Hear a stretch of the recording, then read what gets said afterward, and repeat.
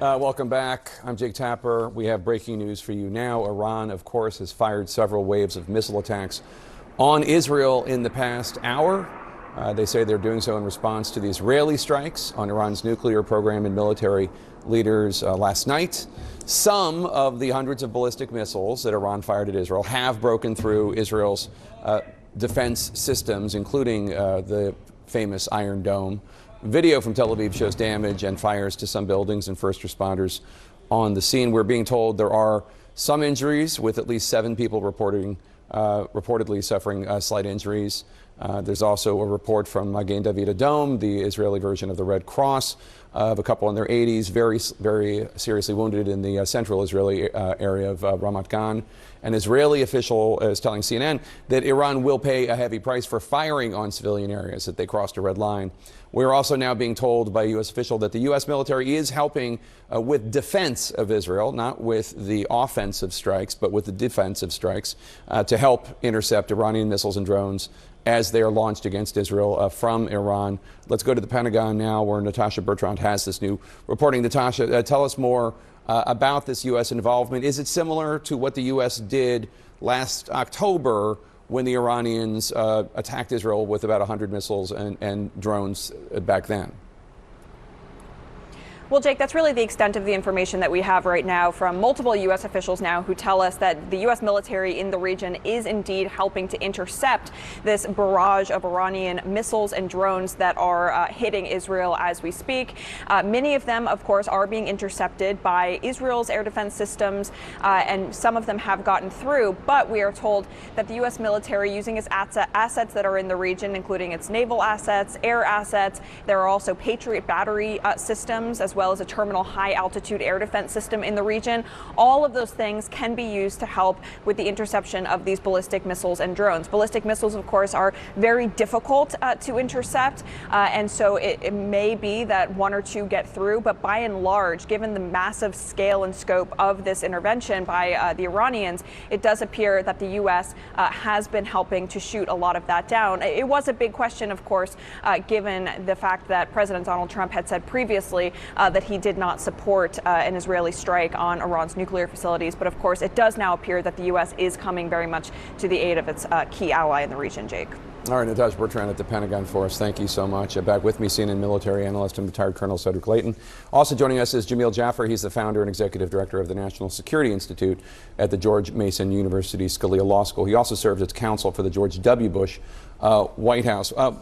Jamil, one of the big question marks over all of this is whether President Trump was part of a deception campaign, publicly saying he did not want Israel to strike, but privately signing off on it so that the Iranians would be lulled into a false sense of security, or whether, no, that was the sincere position, but right now Israel is giving him the opportunity to claim, oh yes, I knew all along and I was completely with it. Yeah, look, Jake, I think it's the latter. The reality is that if President Trump was fully supportive of this operation from the jump, he wouldn't have been talking about negotiating all this time. He would have been talking about negotiating just last night. The idea that this is all a setup to allow the Iranian commanders to be still in place is ridiculous. And you know how you know? After the strikes happened, why didn't the president come out with a statement right away?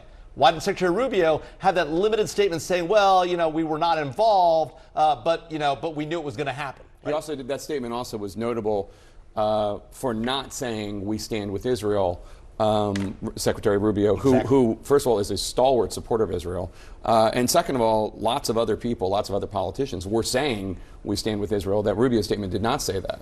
And you know that the White House was watching that statement very carefully. They were managing that statement, and they were managing what the president was saying. Now, ultimately, the president did come out strong, but it took him, 12, 16, 18 hours to do that. That suggests there was an internal debate going on about how to handle this. And now, this idea that I knew about it the whole way, I was just doing it for top cover, I don't buy the story.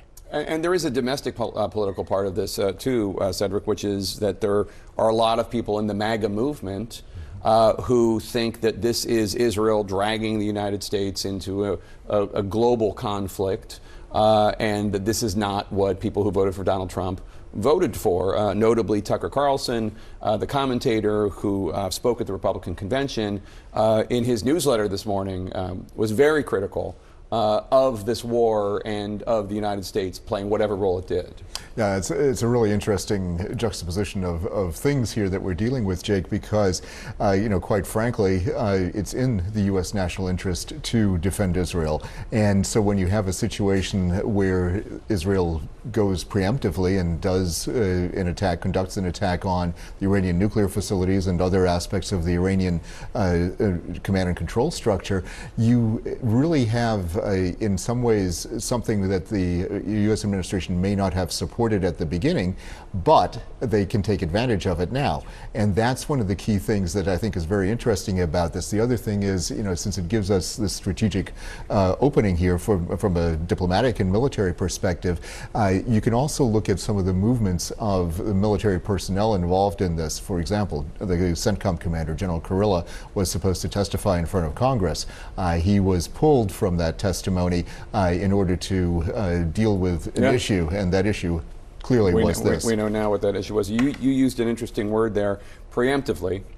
There is a debate about whether Israel is preemptive, which would imply that that Iran was about to strike with nuclear weapons or with whatever, and Israel was just heading them off at the pass.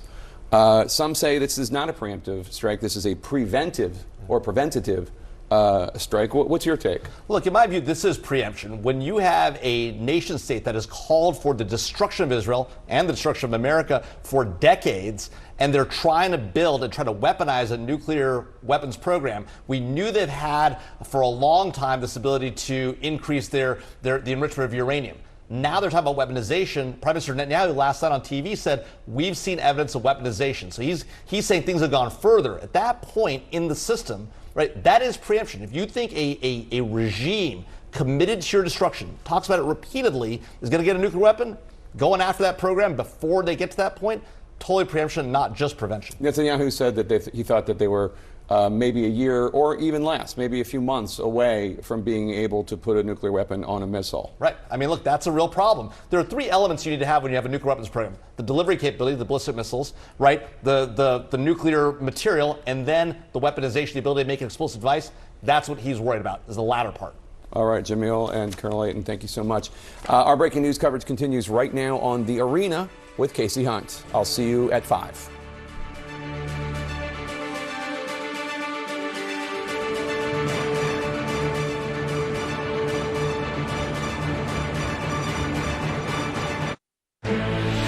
This is CNN Breaking News.